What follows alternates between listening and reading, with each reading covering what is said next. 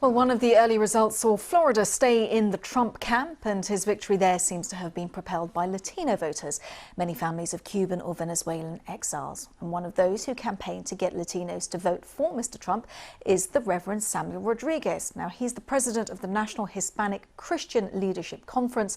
It's an association of 42,000 Latino congregations in America. And he prayed at President Trump's inaugural ceremony and backed him in this election. And he joins us now live from St. Louis in Missouri. Thank you very much for your time. So you managed to get Florida and the Latino community there to support President Trump. But just explain to us why you are so supportive of Mr. Trump.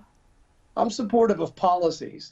I'm supportive of policies that speak to building a firewall against socialism. One of the primary reasons why Latinos, which by the way represent, in my opinion, the most measurable outcome of this election, is a massive electoral shift of the second largest ethnic group in America, Latinos, voting for President Trump. That's pretty amazing.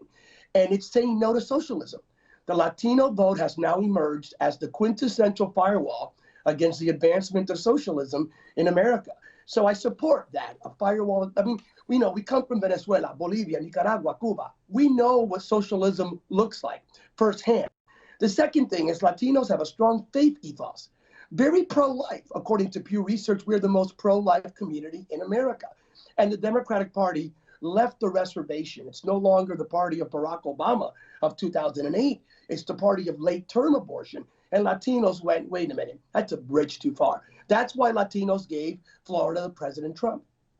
Can you really compare what is happening to the in the countries that you mentioned, that level of socialism, communism in some, to what, say, Democrats are suggesting?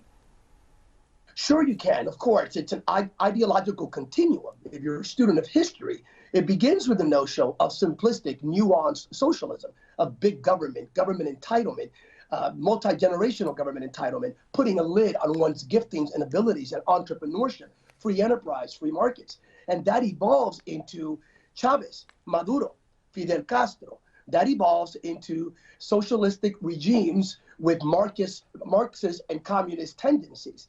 And it's secular totalitarianism. It's an infringement upon freedoms and rights, as currently many of my fellow Venezuelans, beautiful people in Venezuela, are currently experiencing. So yes, Latinos are afraid of socialism. Therefore, they said, yeah, we're going to go with President Trump and the Republican agenda. And I don't think it's an anomaly.